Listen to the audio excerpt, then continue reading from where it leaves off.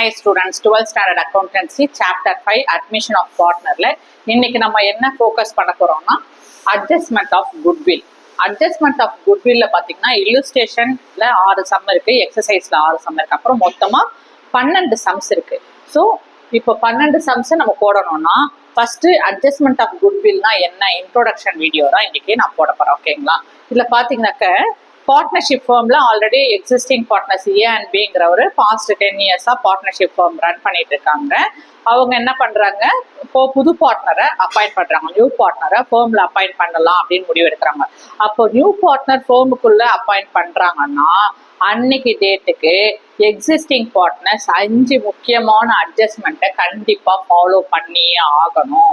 அது என்னென்னனாக்க distribution of profit and losses and reserves. Profit and லாசஸையும் ரிசர்வ்ஸையும் என்ன செய்யணும், ஓல்டு பார்ட்னருக்கு ஓல்டு ப்ராஃபிட் ஷேரிங் ரேஷியோவில் டிஸ்ட்ரிபியூட் பண்ணி கொடுத்துடணும், பிரிச்சு கொடுத்துடணும். அடுத்தது ரெண்டாவது ஸ்டெப் என்னன்னு அட்ஜஸ்ட்மெண்ட் என்னன்னு பார்த்தீங்கன்னாக்கா revaluation of assets and liabilities. இப்போ ஒரு பார்ட்னரை நியூவா ஃபேர்முக்குள்ள அட்மிட் பண்றீங்கன்னா அன்னைக்கு தேதிக்கு அந்த ஃபேர்முடைய அசட்ஸையும் லயபிலிட்டிஸும் ரீவேல்யூட்னா மறுமதிப்பீடு செய்யணும். அன்னைக்கு கரண்ட் மார்க்கெட்டுக்கு அசட்டோடைய மதிப்பு என்ன, லயபிலிட்டியோட மதிப்பு என்ன, இப்போ அசட்டையும் லயபிலிட்டியும் மறுமதிப்பீடு செஞ்சு ப்ராஃபிட் வந்தாலோ லாஸ் வந்தாலோ அது யாருக்கு பிரிச்சு கொடுத்துடணும், எக்ஸிஸ்டிங் பார்ட்னர் அதாவது ஓல்டு பார்ட்னர்ஸ்க்கு பிரிச்சு கொடுத்துடணும். அது ரெண்டாவது ஸ்டெப். மூணாவது ஸ்டெப் என்னன்னா determination of new shares and sacrificing ratio. இப்போ ஒரு பார்ட்னரை புதுசா பார்ட்னர்ஷிப் ஃபார்ம்ல அட்மிட் பண்றீங்க. இப்போ பண்ணீங்கன்னாக்க பழைய பார்ட்னர்ஷிப்போட பழைய ப்ராஃபிட் ஷேரிங் ரேஷியோ செல்லுபடி ஆகாது, பழைய பார்ட்னர்ஷிப் அக்ரிமெண்ட்டும் செல்லுபடி ஆகும். புது பார்ட்னர் உள்ள வந்தாருன்னா புது பார்ட்னரையும் சேர்த்து நியூ பார்ட்னரையும் சேர்த்து ஓல்டு பார்ட்னரையும் சேர்த்து மொத்தமா என்ன செய்யணும், நியூ ப்ராஃபிட் ஷேரிங் ரேஷியோ என்னன்றத டெட்டர்மினேஷன் கணக்கு போட்டு வச்சிடணும். சாக்ரிஃபைசிங் ரேஷியோவையும் என்ன பண்ணிடணும் என்னன்னு பார்த்துடணும். சாக்ரிஃபைசிங் ரேஷியோனா என்ன சொல்லியிருக்கேன் நான், ஓல்டு பார்ட்னர்ஸ் அவங்களுடைய லாப பங்கை தியாகம் பண்றாங்க, தியாகம் பண்ணாதான் நியூ ப்ராஃபிட் ஷேரிங் ரேஷியோ என்னன்றது தெரியும். ஸோ அதை கணக்கு பண்ணி வைக்கணும். அடுத்தது நாலாவது என்னன்னா அட்ஜஸ்ட்மெண்ட் ஆஃப் குட்வில். அதுதான் நம்ம இன்னைக்கு பார்க்குறோம். அஞ்சாவது adjustment of capital in new profit sharing ratio அப்படின்னு சொல்லியிருக்கோம். ஸோ இந்த 5 அட்ஜஸ்ட்மெண்ட்டும் ஒரு பார்ட்னரை புதுசா பார்ட்னர்ஷிப் ஃபார்முக்குள்ள அட்மிட் பண்ணீங்கன்னா இந்த 5 நெசசரி அட்ஜஸ்ட்மெண்ட்டை கண்டிப்பா ஃபாலோ பண்ணியே ஆகணும். இதுல பாத்தீங்கன்னா 1, 2, 3 இந்த ஃபர்ஸ்ட் டாப் 3 அட்ஜஸ்ட்மெண்ட்டை நம்ம கிளியரா டீட்டெயிலா ப்ரீவியஸ் வீடியோல எக்ஸ்பிளைன் பண்ணி அதுக்கு உண்டான கால்குலேஷன்ஸையும் சம்ஸையும் நம்ம பார்த்துட்டோம். இன்னைக்கு நம்ம எதை ஃபோக்கஸ் பண்றோம், adjustment of goodwill introduction video. Adjustment of குட்வில்னா என்ன நமக்கு தெரிஞ்சாதான் என்ன பண்ண முடியும், மொத்தம் இல்லுஸ்ட்ரேஷன்ல 6 எக்ஸசைஸ்ல 6 சம்ம நம்ம போட முடியும். ஓகேங்களா? அட்ஜஸ்ட்மெண்ட் ஆஃப் குட்வில் தெரியறதுக்கு முன்னாடி குட்வில்னா என்ன, what is the definition of goodwill, what is mean by goodwill, இல்லைனா டெஃபினேஷன் ஆஃப் குட்வில். குட்வில்னா என்னன்னு தெரிஞ்சாதான் அட்ஜஸ்ட்மெண்ட் ஆஃப் குட்வில்னா என்னன்னு தெரியும். அட்ஜஸ்ட்மெண்ட் ஆஃப் குட்வில் என்னன்னு தெரிஞ்சாதான் நீங்க calculation of the adjustment of goodwill உங்களால என்ன பண்ண முடியும், ஈஸியா சம்ஸை போட முடியும். ஸோ நம்ம அண்டர்ஸ்டாண்ட் இந்த கான்செப்டை அண்டர்ஸ்டாண்ட் பண்ணிக்கணும். இப்போ அதனால adjustment of what is mean by goodwill. இப்போ என்ன பார்க்க போறோம், டெஃபினேஷன் ஆஃப் குட்வில் பார்க்க போறோம். குட்வில்னா என்னன்னா, குட்வில் எதை ரெப்ரசன்ட் பண்ணதுனாக்க ஒரு கம்பெனியோடைய குட்வில்னா என்ன தமிழ் அதுக்கு அர்த்தம்னா நற்பெயர். கம்பெனியோடைய ரெப்புடேஷனை வேல்யூ பண்றதுதான் குட்வில். குட்வில்னா என்ன சொல்லுவாங்கனாக்க இன்டான்ஜிபிள் அசெட் அண்ட் நான் பிசிக்கல் அசெட். அப்ப குட்வில்ங்கிறது என்னது, asset item. Intangible asset and நான் பிசிக்கல் அசெட்னு சொல்லியிருக்கேன்னா இப்போ அசெட் ஐட்டம் இங்க நல்லா பாத்தீங்கன்னாக்க ஒரு பார்ட்னர் பிசினஸ்குள்ள புதுசா சேர்க்கறீங்கன்னாக்க அந்த அன்னைக்கு டேட்டுக்கு at the time of admission போது ரீவேல்யூ செகண்ட் அட்ஜஸ்ட்மெண்ட் பண்றாங்க எக்ஸிஸ்டிங் பார்ட்னர். என்னது, revaluation of assets and liabilities. அன்னைக்கு மார்க்கெட் மதிப்புக்கு அசட்டும் லயபிலிட்டி என்ன மதிப்புல இருக்குன்னு மறுமதிப்பீடு செய்யறாங்க. அப்பயே நம்ம என்ன பார்த்துட்டோம், அசட்னா என்னன்றது பார்த்துட்டோம். இப்போ இங்க குட்வில்ங்கிறது என்னன்னு சொல்லியிருக்கேன், நான் tangible intangible asset non physical அசெட்னு சொல்றேன். அப்ப நம்ம தான் அன்னைக்கே பார்த்துட்டோமே. இன்னைக்கு என்னன்னு பார்த்தோம்னா, சே ஃபார் எக்ஸாம்பிள் இங்க அசெட் ஐட்டம்னா என்னென்னு ஒரு சில எக்ஸாம்பிள் கொடுத்துருக்கேன். Plant, machinery, land, building, goodwill, cash and bank. இது எல்லாமே என்னது, எக்ஸாம்பிள்ஸ் ஆஃப் அசெட் ஐட்டம். இப்போ எடுத்துக்கிட்டீங்கன்னா இது எல்லாமே என்னது, டேஞ்சிபிள் அசெட். குட்வில் நான் டேஞ்சிபிள் அசெட் சொல்லியிருக்கேன். டேஞ்சிபிள் அசெட்னா என்ன, பிசிக்கல் அசெட்னா என்ன, குட்வில்ங்கிறது நான் பிசிக்கல் அண்ட் இன்டான்ஜிபிள் அசெட்னு சொல்றேன்னா, அப்போ இது எல்லாமே physical asset and tangible asset. அதாவது பிளான்ட்னு எடுத்துக்கோங்க, ஒரு எக்ஸாம்பிள். பிளான்ட்ங்கிற அசட் ஐட்டம் எடுக்கிறோம். இப்போ பிளான்ட்னா என்னது, factory, manufacturing factory, chocolate manufacturing factory, rubber manufacturing factory. ஃபேக்டரியை தான் நம்ம என்ன சொல்றோம், அக்கௌண்டிங் டேர்ம்ல பிளான்ட்னு சொல்றோம். நம்மளால ஃபேக்டரியை பார்க்க முடியுதா, நம்மளால பார்க்க முடியும், நம்மளால டச் பண்ண முடியும். அதே மாதிரி மெஷினரி, மெஷின்ஸ், டைலரிங் மிஷின், எந்த மிஷினரி எடுத்தாலும் நம்மளால பார்க்கவும் டச் பண்ணவும் முடியும், டேஞ்சிபிள். அதே மாதிரி லேண்ட், பில்டிங், கேஷ், பேங்க், இது எல்லாமே என்னது, நம்மளால பார்க்கவும் தொடவும் முடியும். இது எல்லாமே tangible physical item, physical asset item, tangible asset item. இங்க குட்வில்ங்கிறது என்னது, குட்வில்ங்கிறதும் அசட் ஐட்டம். இது இன்டான்ஜிபிள் அசட், நான் பிசிக்கல் அசட் சொல்றோம். நம்மளால குட்வில்ல பார்க்கவோ தொடவோ முடியாது. குட்வில்னா என்ன அர்த்தம், நற்பெயர், ரெப்புடேஷனை நீங்க பார்க்க முடியுமா. இப்போ 2014 இருந்து பார்ட்னர்ஸ் 2 பேரும் ஏ அண்ட் பின்னு வச்சுக்கோங்க. ஒரு எக்ஸாம்பிள் சொல்றேன். இன்டான்ஜிபிள் அசட்டுக்கு குட்வில்னா நற்பெயர்னு சொல்லியிருக்கேன். 2014 இருந்து இன்ன வரைக்கும் 2024 வரைக்கும் 10 வருஷமா என்ன பண்றாங்க, ஏ அண்ட் பிங்கிறவங்க பார்ட்னர்ஷிப்பை ரன் பண்ணிட்டு வராங்க. 2014 ஆரம்பிக்கும் போது அவங்களுடைய குட்வில் 0ல இருந்தது. அவங்களுடைய ஹார்ட் கோர் ஒர்க்னாலையும் அவங்களுடைய அந்த குட் மேனேஜரியல் ஸ்கில்னாலையும் கஸ்டமரோட நீட்ஸ் அண்ட் வாண்ட்ஸை சாட்டிஸ்ஃபை பண்றதுனாலையும், அடுத்தது நல்ல குவாலிட்டியான ப்ராடக்டை லோ காஸ்ட்ல சப்ளை பண்றது மூலமாகவும் அவங்க என்ன பண்றாங்க, சோ லாங் டைமா கொஞ்சமா அந்த அவங்களோட கஸ்டமர் கிட்ட நல்பெயரை சம்பாதிச்சுட்டு வராங்க. ரெப்புடேஷன், சுப்ரீம் கஸ்டமர் பேஸை சம்பாதிச்சுட்டு வர்றாங்க. ஸ்ட்ராங் கஸ்டமர் பேஸை உருவாக்குறாங்க. யாரு, எக்ஸிஸ்டிங் பார்ட்னர்ஸ். நல்ல பிராண்ட் மக்களுக்கு நடுவுல அவங்களோட பிராண்ட் சொன்னா தெரியுது, இந்த பிராண்டா தெரியுமே, மேகி, நல்ல பிராண்ட் நேம் என்ன பண்றாங்க, கிரியேட் பண்றாங்க. அவங்களுடைய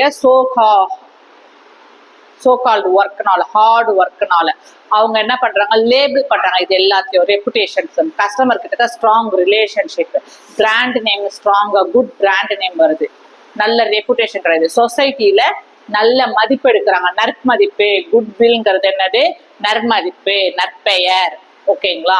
ஸோ இந்த குட்வில்ல கண்டிப்பா வேல்யூவேட் பண்ணணும். It's very very important. எப்போ, at the time of admission of a new partner. ஓகேங்களா. ஸோ இது யார் ஏர்ன் பண்ணது, இதுக்காக இந்த நற்பெயரை உருவாக்குனது எக்ஸிஸ்டிங் பார்ட்னர்ஸ். ஓகேங்களா. இப்போ நியூ பார்ட்னர் எதுக்காக உள்ள வராங்க, existing partners already strong brand நேமை கிரியேட் பண்ணிட்டாங்க. ஓகேங்களா. நல்ல ரெப்புடேஷன் மக்களுக்கு கஸ்டமர் கிட்ட உருவாக்கிட்டாங்க. ஸ்ட்ராங் கஸ்டமர் பேஸை உருவாக்கிட்டாங்க. ஓகேங்களா. கஸ்டமருடைய லாயல்ட்டியை ஏர்ன் பண்ணிட்டாங்க. யாரு, எக்ஸிஸ்டிங் பார்ட்னர். இப்போ நியூ பார்ட்னரை அட்மிஷன் போட வேண்டிய அவசியம் என்ன, நல்லா உருவாக்கிட்டாங்களா கஸ்டமர் கிட்டக்க. அவங்க எப்படி கொடுக்குறாங்கனாக்க, குவாலிட்டி ப்ராடக்டை லோ காஸ்ட்ல கொடுக்குறாங்க. அதனால என்ன ஆகுது, அவங்களுடைய ப்ராடக்ட் ரொம்ப டிமாண்டா இருக்கு கஸ்டமர் கிட்ட. எதுனாலும் இந்த ப்ராடக்ட் தான் வாங்கணும், நல்லா ஹெல்த்தியா இருக்கு, கம்மி காஸ்டாகவும் இருக்குன்ட்டு மக்கள் கிட்ட நல்ல வரவேற்பு வருது. ஸோ அவங்க ப்ராடக்ட்டுக்கு ரொம்ப டிமாண்ட் ஏற்படுது. அப்போ அவங்களுக்கு என்ன சூழ்நிலை உருவாகுது, பிராண்டை எக்ஸ்பேண்ட் பண்ண வேண்டிய, பிசினஸை எக்ஸ்பேண்ட் பண்ண வேண்டிய சூழ்நிலைக்கு தள்ளப்படுறாங்க. ஆனா அவங்க கிட்டக்க போதுமான அளவுக்கு கேபிட்டல், எக்ஸ்பேண்ட் பண்ற அளவுக்கு கேபிட்டல் இல்லை. ஏன்னா இவங்க லோ காஸ்ட்ல குவாலிட்டி ப்ராடக்ட் சப்ளை பண்றாங்க இல்லையா. அதனால அவங்களால எக்ஸ்பேண்ட் பண்ற அளவுக்கு அவங்க கிட்டக்க என்ன இல்லை, கேபிட்டல் இல்லை. அதனால எக்ஸிஸ்டிங் பார்ட்னர்ஸ் என்ன முடிவு பண்றாங்க, நியூ பார்ட்னரை அட்மிஷன் பண்ணுவோம். ஏன் நியூ பார்ட்னரை அப்பாயிண்ட் பண்றாங்க, அட்மிஷன் போடுறாங்கன்னா, நியூ பார்ட்னர் அட்மிஷன் பண்ணாங்கன்னா அவர் என்ன கொண்டு வருவாரு, கேபிட்டல் கொண்டு வருவாரு. அந்த கேபிட்டலை வச்சு என்ன செய்யலாம், அவங்களோட ப்ராடக்டை நெக்ஸ்ட் ஹையர் லெவலுக்கு எக்ஸ்பேண்ட் பண்ணி எடுத்துட்டு போகலாம்.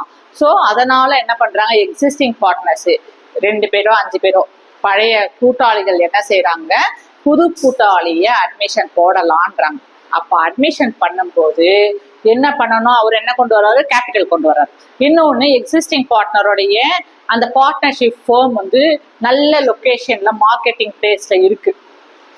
ஓகேங்களா. காம்படிஷன் நல்லா ஓடுற மார்க்கெட்டிங் பிளேஸ்ல இருந்து நல்லா விறுவிறுன்னு ஓடுதுன்னா, நியூ பார்ட்னர் உள்ள வராரு, என்ன எடுத்துட்டு வர்றாரு, கேபிட்டல் கொண்டு வர்றாருன்னா இவர் கேபிட்டலை கொடுத்துட்டு எக்ஸிஸ்டிங் பார்ட்னர் எல்லாம் ஒர்க் பண்ணாங்க. இவர் வந்து எல்லா சக்சஸையும் நியூ பார்ட்னர் என்ஜாய் பண்ணுவாரா?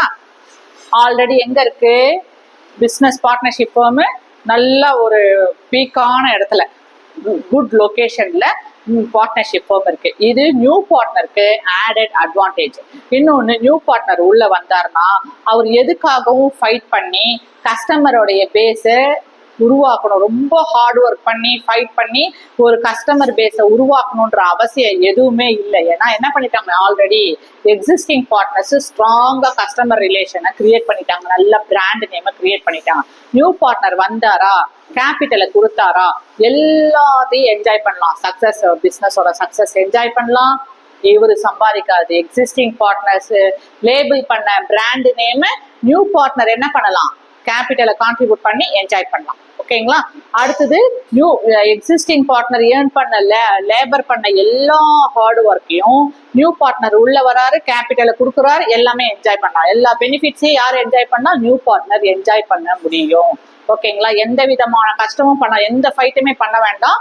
அவர் கஸ்டமர் பேஸை கிரியேட் பண்றதுக்கு, ஒரு பிராண்டை உருவாக்குறதுக்கு, சொசைட்டில ஒரு நல் பெயரை ரெப்புடேஷனை கிரியேட் பண்றதுக்கு நியூ பார்ட்னர் வந்தாருன்னா எதுவுமே பண்ண வேண்டாம். எல்லாமே ஆல்ரெடி உழைச்சி வச்சிருக்காங்க, லேபிள் பண்ணி வச்சிருக்காங்க. அதுக்காக என்ன பண்ணிருக்காங்க, அவங்க ரொம்ப லாங் டைமா ஹார்ட் ஒர்க் போட்டு குட் மேனேஜரியல் ஸ்கில்னாலையும் எக்ஸலண்ட் டேலண்ட்னாலையும் உருவாக்கி வச்சாச்சு. ஓகேங்களா? இவர் வராரு, கேபிட்டலை கான்ட்ரிபியூட் பண்றாரு, எல்லா விதமான சக்சஸையும் பெனிஃபிட்ஸையும் ரெப்புடேஷனையும் யார் என்ஜாய் பண்ணுவாங்க, நியூ பார்ட்னர் என்ஜாய் பண்ணுவாங்க. இது கரெக்டா? ஸோ குட்வில்னா என்னன்னு சொல்லிட்டேன். இது வந்து நற்பெயர், ரெப்புடேஷன், கம்பெனியோட ரெப்புடேஷன். இதை கண்டிப்பா வேல்யூ பண்ணணும். இப்போ பார்ட்னர், நியூ பார்ட்னர் அட்மிட் பண்றாங்க, ஏன்னா பிசினஸ் என்ன பண்ணணும், எக்ஸ்பேண்ட் பண்ணியே ஆகணும். நல்ல பிராண்டு, நல்ல பேர்ல இருக்கு. ஓகேங்களா? அதனால நியூ பார்ட்னர் அட்மிட் பண்ணிட்டாங்கன்னா நியூ பார்ட்னர் கேபிட்டல் கொடுக்குறாரா, கேபிட்டல் மட்டும் கொடுக்க கூடாது. அவர்கிட்ட என்ன கேட்கணும், குட்வில்காக கான்ட்ரிபியூட் பண்ணுங்க. நாங்க எடுத்து வச்ச பேரை நீங்க ஜஸ்ட் வரீங்க, கேபிட்டல் கான்ட்ரிபியூட் பண்றீங்க, ஆட்டோமேட்டிக்கா பிசினஸ், நாம போய் என்ன பண்ண வேண்டாம், பிசினஸ் ஒவ்வொரு கஸ்டமரையா பார்த்து என்னோட பிராண்ட், என்னோட பொருளை வாங்கு, என் ப்ராடக்டை வாங்குன்ட்டு எந்த மார்க்கெட்டிங் ஒர்க்கும் பண்ண வேண்டாம். அது பாட்டு என்ன ஆயிட்டு இருக்கும், மார்க்கெட்டிங்ல உங்களோட ப்ராடக்ட் நல்ல டிமாண்ட்ல தான் இருக்கு. ஸோ நீங்க என்ஜாய் பண்ண போறீங்க. அதனால நீங்க கேபிட்டல் பிளஸ் குட்வில்காக நீங்க கேஷ் ஆகவோ அசட் ஆகவோ கான்ட்ரிபியூட் பண்ணியே ஆகணும்ன்றது எக்ஸிஸ்டிங் பார்ட்னர்ஸ் கேட்கறாங்க. இது கரெக்ட் தானே? அப்போ நியூ பார்ட்னர் உள்ள வந்தாருனாக்க, பிசினஸ்குள்ள வந்தாருனாக்க அவர் என்ன பண்ணணும், apart from the capital, addition to the amount of capital, அவர் குட்வில்காக கேஷா கேட்டா கேஷ் கொடுக்கணும், அசட் இருந்ததுன்னா அசட்டை கொடுக்கணும். அசட் எப்படி கொடுக்கறது, கேஷ் கொடுப்பாங்க, குட்வில்காக கேஷ் கான்ட்ரிபியூட் பண்ண. ஸோ கேஷும் கொடுப்பாங்க, அசட்டும் கொடுப்பாங்க. எப்படி அசட் கொடுப்பாங்க, எந்த பேர்ல கொடுப்பாங்கன்னு பாத்தீங்கன்னாக்க, இப்போ எக்ஸிஸ்டிங் பார்ட்னர்ஸ் ஒரு சாக்லேட் கம்பெனி நடத்திட்டு இருக்காங்க. சே ஃபார் எக்ஸிஸ்டிங் பார்ட்னர் ஒரு ஃபர்னிச்சர் மார்ட் நடத்திட்டு இருக்காங்க வைங்க. ஃபர்னிச்சர் மார்ட்னா இப்போ நீல்கமல் ஃபர்னிச்சர்னு வச்சுக்கோங்க. ஓகேங்களா? அவர் நல்லா எக்ஸிஸ்டிங் பார்ட்னர்ஸ் எல்லாருக்குமே தெரியும். நீல்கமல் ஃபர்னிச்சர்னா இப்போ ஓரளவுக்கு இந்த பிராண்ட் நல்லா எஸ்டாப்ளிஷ்டு பிராண்ட். ஓகேங்களா? எல்லாருக்கும் தெரியும். இப்போ நியூ பார்ட்னர் உள்ள வராருன்னா அவர் அந்த அப்பார்ட் ஃப்ரம் த கேபிட்டலும் கான்ட்ரிபியூட் பண்ணணும், குட்வில்காக என்ன பண்ணணும், அவர் சம்திங் கேஷாவோ அசட்டாவோ இல்லை கேஷ் அண்ட் அசட்டாவோ கான்ட்ரிபியூட் பண்ணியே ஆகணும். ஏன்னா குட்வில்ல ஒரு பங்கு எடுக்கிறாரு இல்லையா? எப்படி இப்போ கேஷ் கொடுத்துருவாங்க, அசட் எப்படி கொடுப்பாங்கனாக்கா, இப்போ அவங்க ஃபர்னிச்சர் மார்ட் எக்ஸிஸ்டிங் பார்ட்னர் ரன் பண்ணிட்டு வராங்கன்னு வைங்க. இப்போ நியூ பார்ட்னர் உள்ள வந்தாருன்னா அவரும் ஏதோ சின்ன லெவல்ல ஒரு ஃபர்னிச்சர் மார்ட் நடத்திட்டு வராருன்னா, இப்போ என்ன பண்ணிக்கலாம், அவரு என்கிட்ட ஃபர்னிச்சர்ஸ் இருக்கு, நான் அதை க்ளோஸ் பண்ணிடுறேன், அதை வைண்ட் அப் பண்ணிட்டு அந்த ஃபர்னிச்சரையும் உங்ககிட்ட கொடுத்துட்றேன். இது பத்தலைனாக்கா அந்த குட்வில்ல ஈக்குவல் பண்றதுக்கு இவரோட லெவல்ல இருந்து நான் கேஷும் கொடுக்குறேன் அப்படின்னு சொல்றாரு. அப்போ அவர் என்ன கொடுக்கலாம், அசட்டாகவும் கொடுக்கணும், கேஷாகவும் கொடுக்கலாம். ஈவன் ரெண்டுமே தேவைப்பட்டதுன்னா ரெண்டுமே குட்வில்காக நியூ பார்ட்னர் கான்ட்ரிபியூட் பண்ணி ஆகணும். எதுக்கு, apart from the capital, in addition to the capital குட்வில்காக நியூ பார்ட்னர் கான்ட்ரிபியூட் பண்ணணும். ஓகேங்களா? ஸோ இப்போ குட்வில்காக நியூ பார்ட்னர் கான்ட்ரிபியூட் பண்ணிட்டாரு. யார்கிட்ட கொடுத்துருக்காங்க, ஓல்டு பார்ட்னர்ஸ். இப்போ ஓல்டு பார்ட்னர்ஸ் என்ன பண்ணிருக்காங்க, கேபிட்டலும் வாங்கி பிசினஸ் எஸ்டாப்ளிஷ் பண்றாங்க. கேபிட்டல்ல இருந்து நியூ பார்ட்னருக்கு ப்ராஃபிட் வந்துடும். ஏன்னா அவர் கேபிட்டல் கொண்டு வர்றதுனால ஓல்டு பார்ட்னர் என்ன செய்யறாங்க, அவங்களுடைய பழைய லாப பங்கு விகிதத்துல இருந்து தியாகம் பண்ணி நியூ பார்ட்னருக்கும் என்ன செய்யறாங்க, ஒரு லாப பங்கை கொடுக்குறாங்க. ஏன்னா அவர் கேபிட்டல் கொடுக்குறாரு இல்லையா. இப்போ குட்வில் கொடுக்குறாரு நியூ பார்ட்னர். குட்வில்காக ஒரு கேஷையோ அசட்டையோ இல்ல 2 மாசம் சேர்த்தோ கொடுக்குறாரு. இப்ப இந்த குட்வில்காக தனியா அவர் கொடுத்தாருன்னா, கான்ட்ரிபியூட் பண்ணாருன்னா, அந்த குட்வில்காக என்ன செய்யணும், ஓல்டு பார்ட்னர்ஸ் அமௌண்ட் கொடுக்கணும். இப்ப இந்த குட்வில்ல நியூ பார்ட்னர் கொடுக்குறாரு இல்லையா, அந்த குட்வில்ல இந்த எக்ஸிஸ்டிங் பார்ட்னர்ஸ் எப்படி டிஸ்ட்ரிபியூட் பண்ணிக்கணும், அவங்களுக்குள்ள பிரிச்சுக்கணும். இப்போ 3 பார்ட்னர் எக்ஸிஸ்டிங் பார்ட்னர்னா 3 ஓல்டு பார்ட்னருமே என்ன செஞ்சுக்கணும், நியூ பார்ட்னர் கொடுக்குற குட்வில்கான கேஷையோ அசட்டையோ 3 பேருமே பிரிச்சுக்கணும். இப்போ 4 ஓல்டு பார்ட்னர்னா 4 பேருமே நியூ பார்ட்னர் கிட்ட இருந்து வர குட்வில்கான அமௌண்ட்டை பிரிச்சுக்கணும். எப்படி பிரிச்சுக்கணும்னா ரேஷியோ ஃபார்ம்ல தான் பிரிச்சுக்கணும். எப்படி ரேஷியோ ஃபார்ம்ல பிரிக்கணும்னாக்க சாக்ரிஃபைசிங் ரேஷியோ ஃபார்ம்ல தான் பிரிக்கணும். சாக்ரிஃபைசிங் ரேஷியோ ஃபார்ம்னா உங்களுக்கு ஆல்ரெடி சொல்லியிருக்கேன். இப்போ நியூ பார்ட்னர் உள்ள வராருனாக்கா ஒரு கேபிட்டல் கொண்டு வராரு. எக்ஸிஸ்டிங் பார்ட்னர் அந்த கேபிட்டலை யூஸ் பண்ணி அவர் என்ன பண்றாங்க, பிசினஸை எக்ஸ்பேண்ட் பண்றாங்க.